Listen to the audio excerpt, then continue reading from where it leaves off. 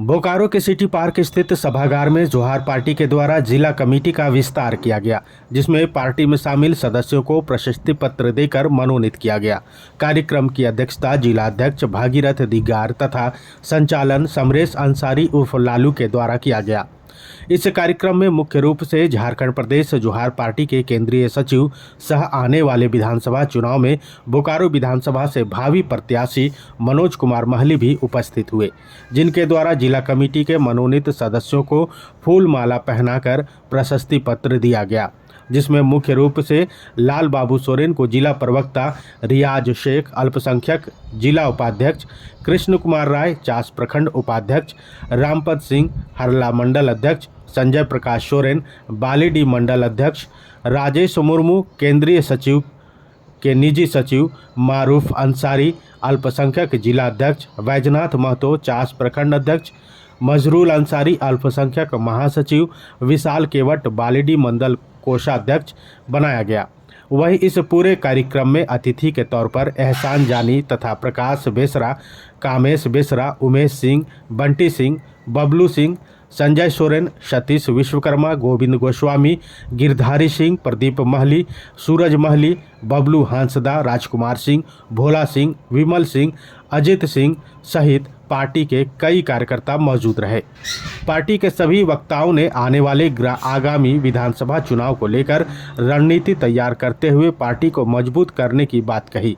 वहीं केंद्रीय सचिव मनोज महली ने बोकारो विधानसभा से भावी प्रत्याशी के रूप में क्षेत्र की सभी समस्याओं को लेकर आश्वस्त करते हुए कहा कि जनता मौका देगी और जनता का साथ मिलेगा तो निश्चित रूप से धरातल पर विकास के कार्य को उतारने का काम करूंगा।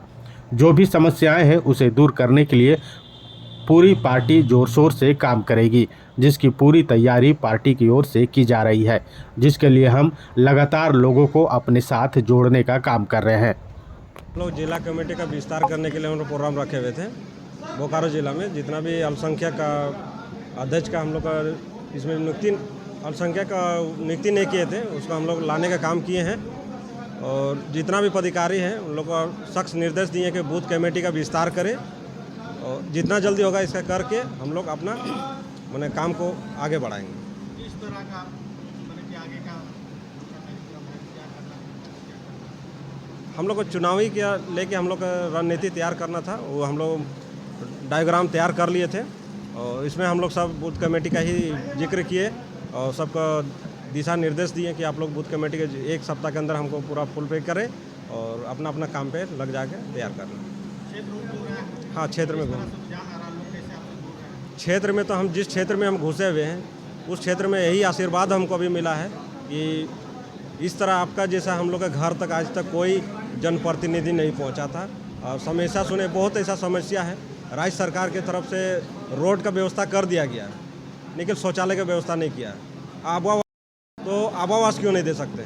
इसके लिए को मैंने सिस्टम बनना चाहिए था। वो उन लोग पूरा महिलाएं जो है पूरा दुखित होकर हमको जब अवगत कराएं तो हम लोग पूर्ण विश्वास और ढाढ़स भी दिए हैं कि हमारी यदि पार्टी अगर जीत के आती है तो आपको आवास देने के लिए हम लोग सक्षम रहेंगे।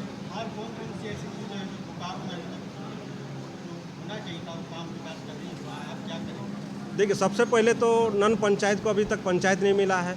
जो विस्थापित का जो साइड मिला हुआ है उस साइड में भी पंचायत का दर्जा भी नहीं मिला हुआ है। बहुत दुखद चीज़ है। ये सब देखते हुए हम लोग को देख रहे हैं कि नन माने क्षेत्र में विस्थापित क्षेत्र में खास करके माने कोई तरह का सुविधा नहीं मिला है।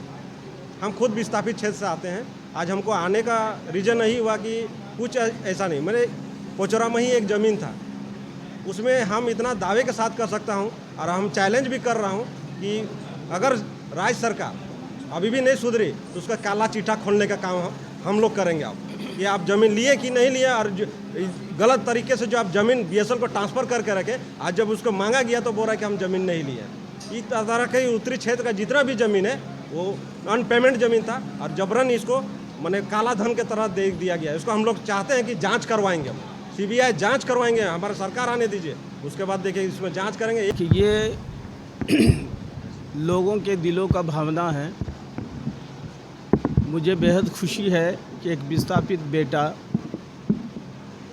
आगे आया है और मैंने इन्हें आगे किया हूँ और इन्हें आशीर्वाद भी दिया हूँ, इसलिए कि जो 1962 से लेकर आज तक विस्थापित को ठगने का काम किया है, चाहे विधायक के शक्ल में हो, संसद के शक्ल में हो, लोगों ने वोट देने का काम किया, लेकिन आज तक कोई ज़मीन के धरातल पर उतरा नहीं जो इन लोगों का विकास चाहे रोज़गार देने का काम करे। तो स्वयं एक संपूर्ण विस्थापितों ने एक बेटा को तैयार किया है।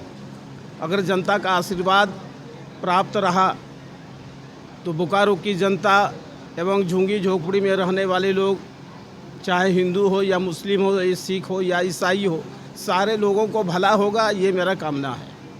किस तरह से सहयोग रहेगा आपका? मेरा तो सहयोग एक विस्थापित के नाते एवं अधूरी लड़ाई जो विस्थापितों ने छोड़ा है, उस लड़ाई को उरूज पे ले जाकर विस्थापितों के अधिकार को हाथों में देने का काम करने का संकल्प हम लोगों ने लिया है और इस मिशन में हम लोग आगे बढ़ रहे हैं और लोगों का आशीर्वाद भी मुझे प्राप्त है और मिल रहा है। ख़ास करके उस सुदूर गांव को जाकर देखा जाए, 64 मोजा 84 गांव सिर्फ गांव ही रहा, विकास का कहीं नामो निशान दूर दूर तक नज़र नहीं आ रहा है।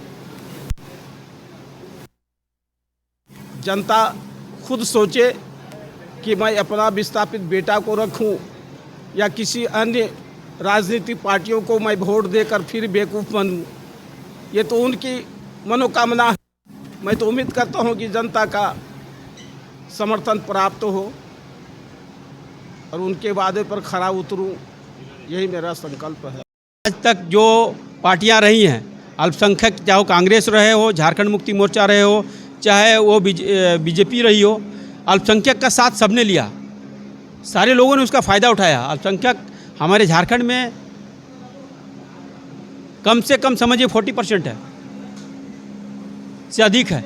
आज का जनगणना क्या है पता नहीं, लेकिन सारे लोगों को उसका साथ मिलता है, लेकिन उसका काम किसी को नहीं मिलता है।